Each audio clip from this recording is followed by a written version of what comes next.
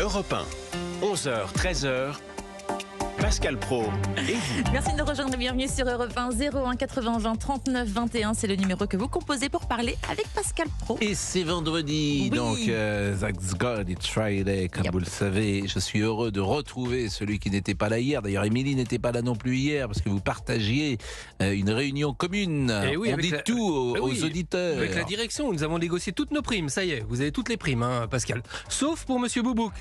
On dit, on n'a pas besoin, il est déjà suffisamment blindé comme ça. Bon, Je le salue en tout cas, Monsieur Boubouk. Bonjour, qui est là. bonjour à tous. C'était le CSE, c'est cela. Exactement, le comité social économique. Bon, et vous en êtes le président, vous en êtes Je suis le secrétaire, la présidente, c'est Constance Banquier. ah, Oui. Et secrétaire. le piqueur dans les caisses surtout. Mais bon, on en reparlera plus tard. Je vous interdis. Bon, la colère des agriculteurs qui prend de l'ampleur contre les normes trop étouffantes, les revenus trop bas. C'est vrai qu'on découvre les dingueries de l'Union européenne et les folies des écologistes qui souhaitent effectivement imposer de plus en plus de normes, et ce qui met en difficulté évidemment les agriculteurs. Moi, je rappelle toujours la même chose. Ce qui se passe dans le monde et dans le climat, si tant est qu'il soit déréglé, la France n'y est pour rien.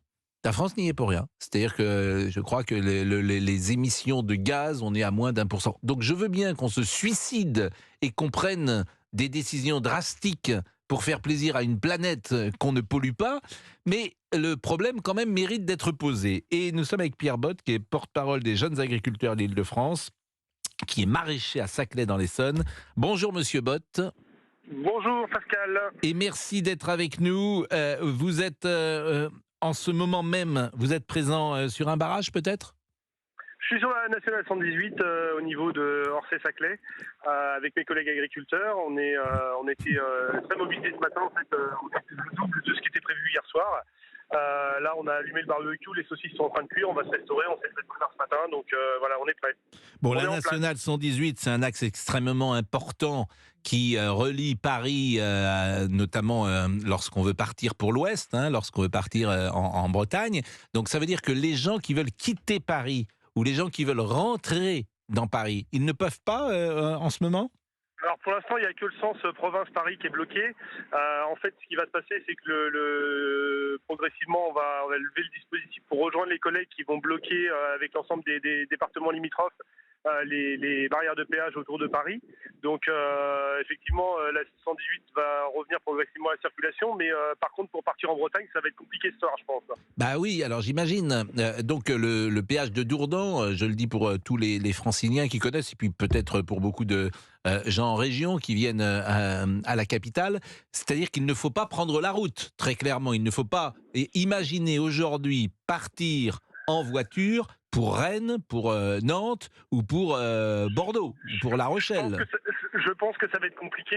Je pense que ça va être très compliqué parce qu'il y a entre 200 et 300 tracteurs qui sont déjà annoncés pour être au péage de Saint-Arnoux à partir de 14h. Donc il y aura beaucoup de monde, beaucoup d'agriculteurs et ça risque d'être très bloqué. Bon, c'est le péage, j'ai dit Dourdan, mais en fait c'est le péage de Saint-Arnoux. Corrèle en Bretagne. Bien Mais évidemment, les autres la autoroutes barrière également, Dourdan en fait, est juste avant Saint-Arnoux. Bon, évidemment, que ça soit c'est... la 6, la 13, la 1, la 15, enfin, voilà, tout ça est en train de progressivement, les agriculteurs vont être en périphérie de la région parisienne et la circulation va devenir très compliquée pour quitter la région parisienne. Bon, Pierre, j'ai l'impression que je vois pas ce que Gabriel Attal peut dire. Pourquoi ? Parce que la souveraineté échappe aux politiques, elle est donnée à Bruxelles.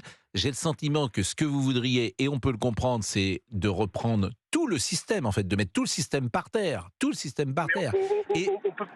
On peut pas, je vous coupe Pascal, on peut pas tout remettre sur le dos de Bruxelles. Effectivement, Bruxelles a ses responsabilités, mais bon, il y a les surtranspositions franco-françaises, elles sont nombreuses et celles-ci, on peut immédiatement mettre le doigt dessus et bouger les choses.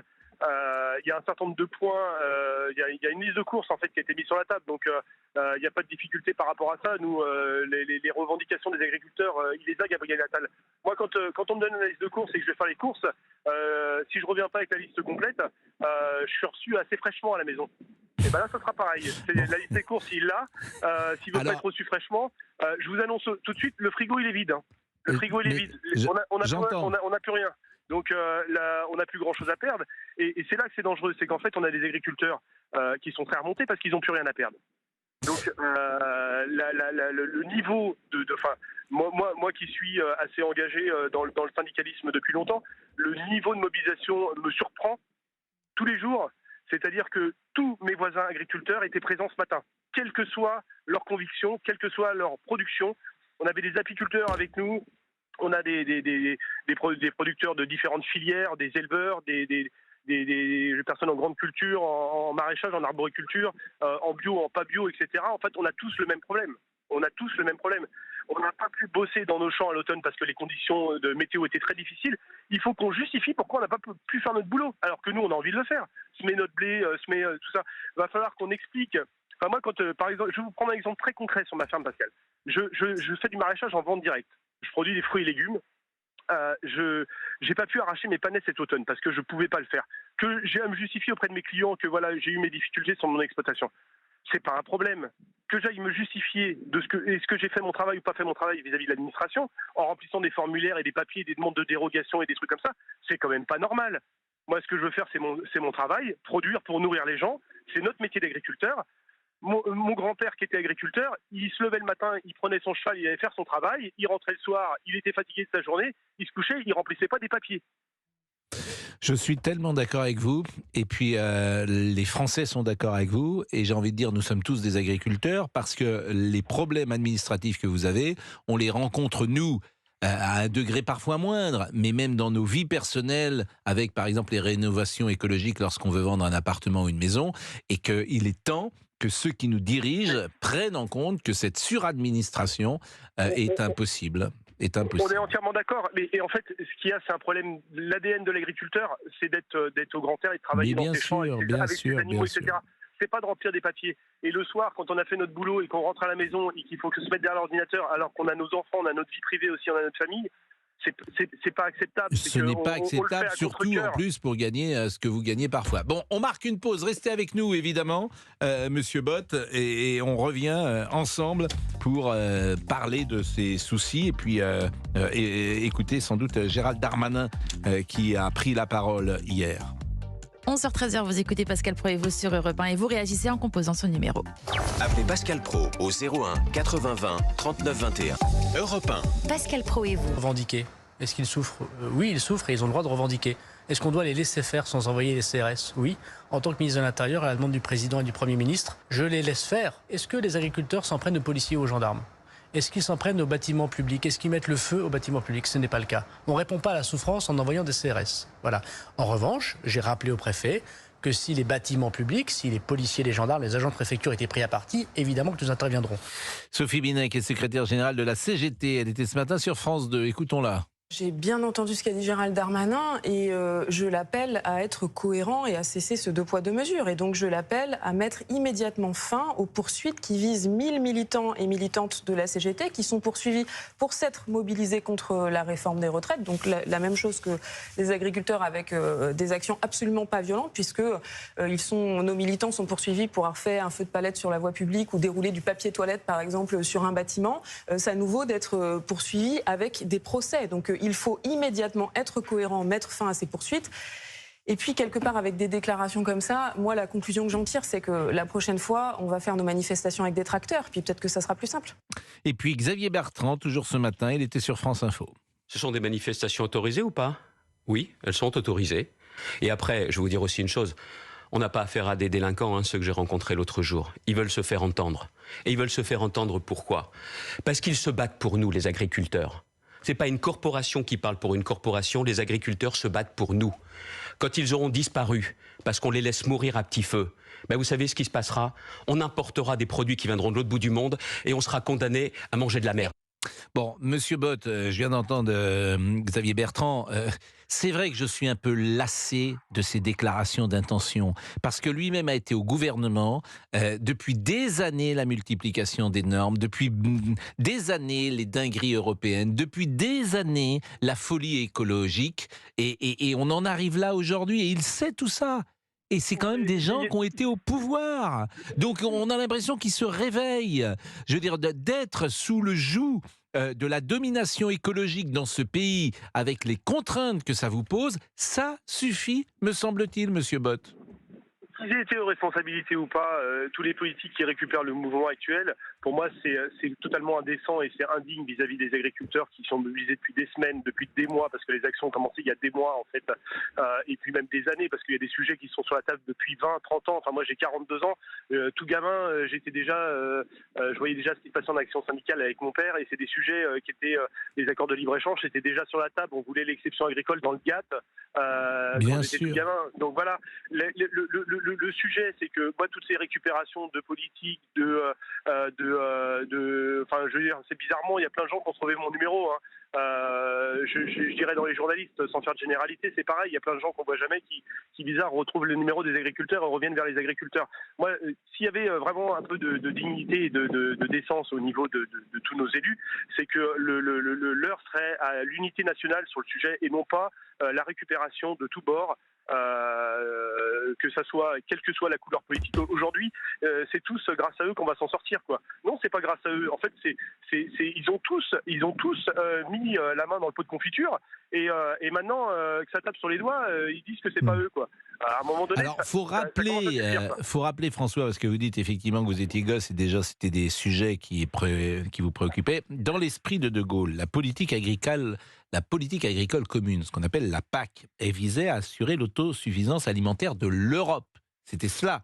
Bon, ce qui à l'époque signifiait un leadership de la France dans ce domaine, et en contrepartie, il y avait la suprématie industrielle de l'Allemagne. Bon, sauf que, et c'est ça qui est essentiel, sauf que depuis, Bruxelles a pris le pouvoir, et avec la complicité passive de tous nos dirigeants. Et comme sur beaucoup de sujets, eh ben, ce qui se passe aujourd'hui est aux antipodes du but initial. La France, qui était nourricière de l'Europe, était même une condition de l'acceptation du marché commun dans l'esprit de Gaulle. Et nos dirigeants, je le répète, se sont mis dans les mains mondialistes de Bruxelles depuis des décennies, et on en voit les conséquences d'ailleurs dans tous les domaines. Et il ne faut pas jouer maintenant les étonner. C'est pour ça que je vous dis cet après-midi, je ne sais pas ce qu'il va vous dire Gabriel Attal, mais il faut renverser la table, Monsieur Bott. D'abord, est-ce que vous êtes d'accord avec ce que je dis ? Non, alors moi je suis en partie d'accord. En fait, on va traiter les sujets un par un parce qu'en fait, on va déjà gérer au niveau national toutes les mesures franco-françaises.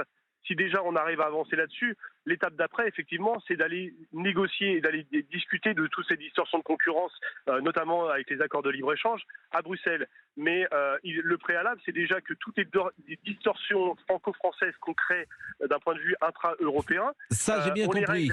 On les règle déjà chez nous et on va procéder étape par étape. Effectivement, il y a aussi des sujets européens. Il y a aussi des sujets européens. Les sujets sont divers parce que tous les pays d'Europe, les paysans de tous les pays d'Europe sont aussi dehors, mais pas avec les mêmes revendications. On n'est pas tous sur les mêmes revendications. Donc il y a évidemment un sujet européen là-dedans. Mais vous êtes presque plus modéré que moi sur ces sujets. Alors Philippe est là. Je ne suis pas plus modéré que vous. Non, mais vous avez le droit de l'être. Les premiers clients de l'agriculture française, c'est quand même l'Europe. Donc il faut aussi pas se tromper de sujet. Mais il faut qu'on règle les problèmes déjà franco-français dans un premier temps et les problèmes européens dans un second temps. Mais si on n'a déjà pas fait le ménage chez nous, comment on va aller faire le ménage à Bruxelles ? Pierre, je voudrais que Philippe prenne la parole, parce que Philippe, c'est un auditeur, et peut-être d'ailleurs a-t-il une question à vous poser. Bonjour Philippe. Bonjour. Et merci d'être avec nous. Philippe, vous êtes routier, vous, alors donc vous n'allez pas pouvoir peut-être rouler partout en France ces prochaines heures. J'ai été bloqué 3 heures avant-hier. Bon, et vous comprenez ? Limite, j'aimerais bien qu'on les rejoigne. Parce qu'en fait, par exemple, contre la concurrence déloyale, nous, on est en plein dedans, donc voilà. C'est ce que je disais tout à l'heure, nous sommes tous des agriculteurs, parce qu'effectivement, il y a beaucoup de choses dans ce conflit qu'on peut retrouver dans d'autres secteurs, Philippe. Vous avez écouté Gérald Darmanin hier soir ?